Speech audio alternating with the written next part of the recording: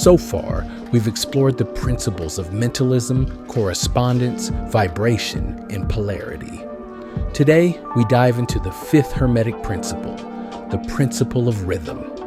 This universal law tells us everything flows, out and in. Everything has its tides.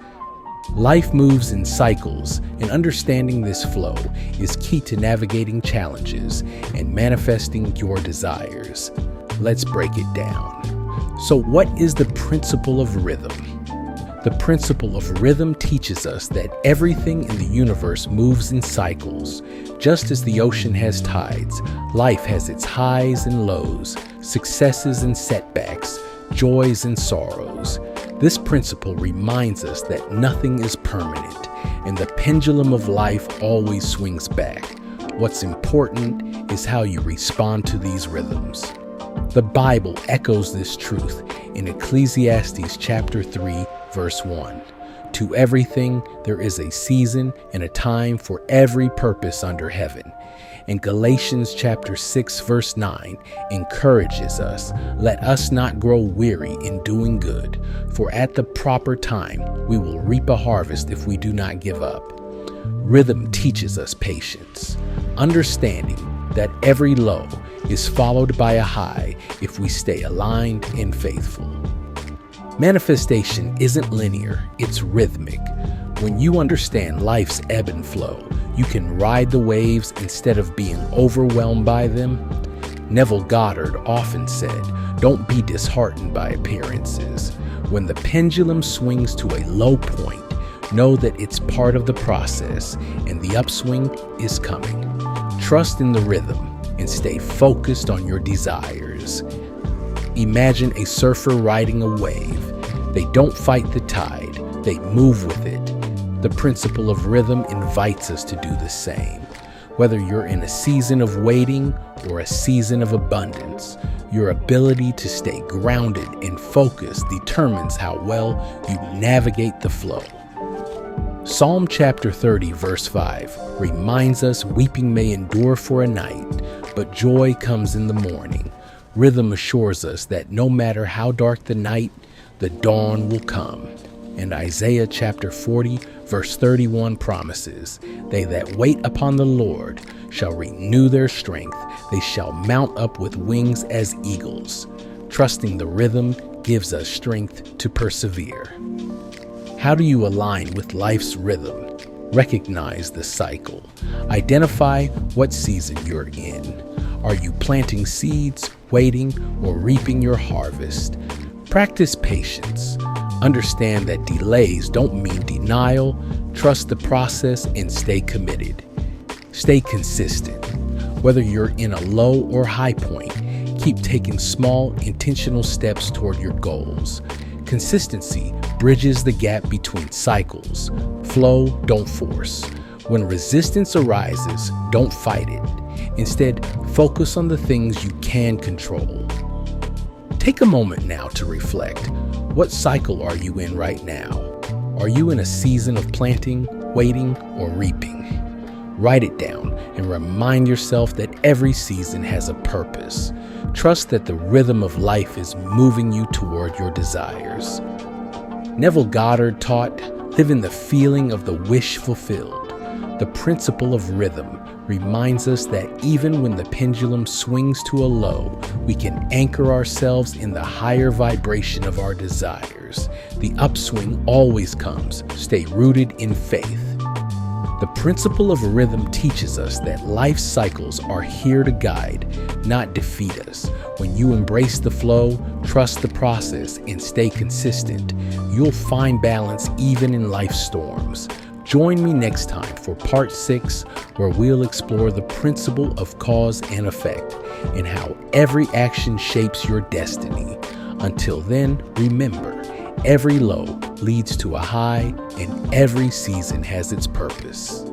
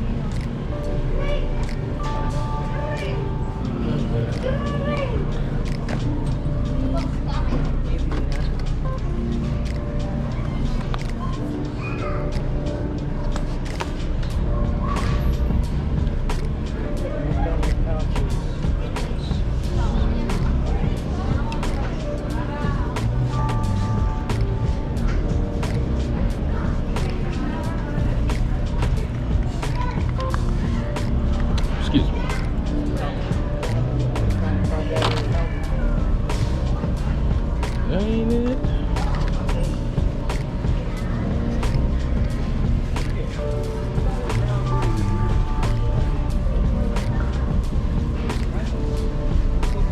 Here, mint.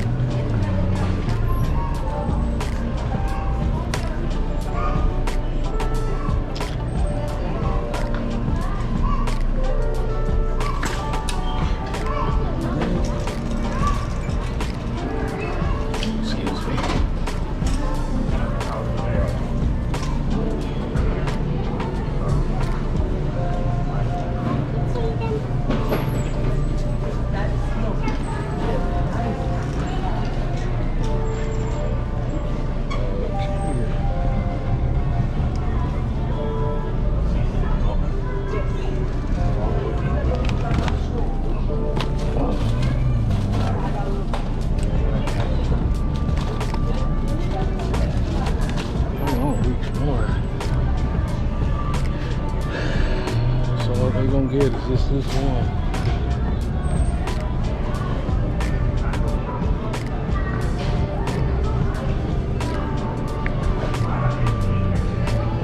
I don't know why they got the deep ass shelves.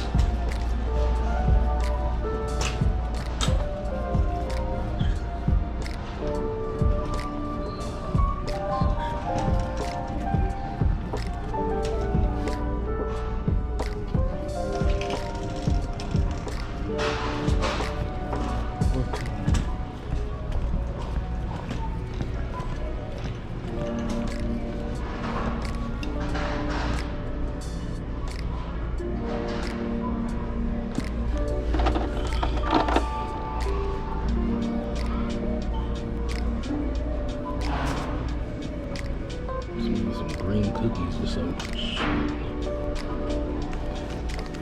Green yogurt.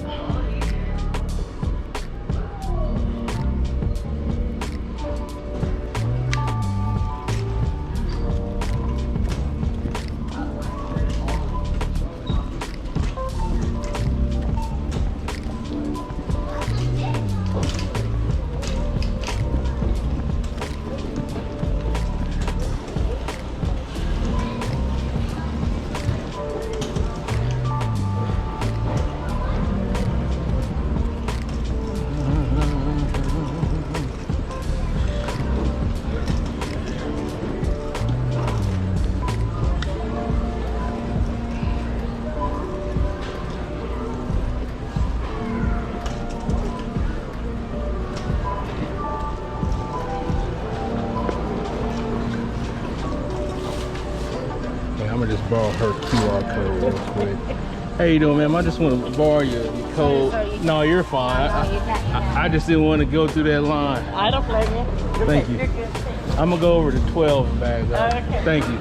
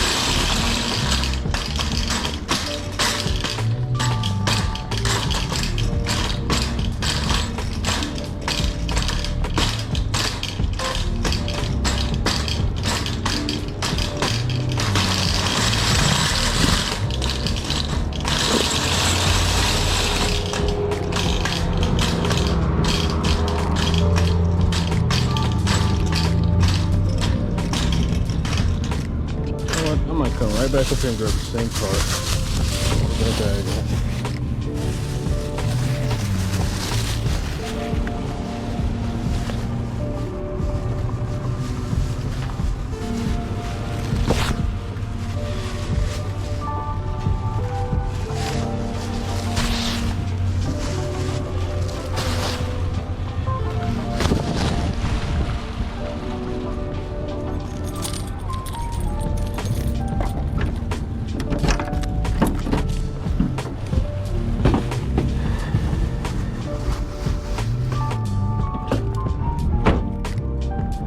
always got this thing where I think I might drop the keys in the trunk. I'll be locked out. I gotta call my, I would have to call my wife. Alright, let's get to skedaddling.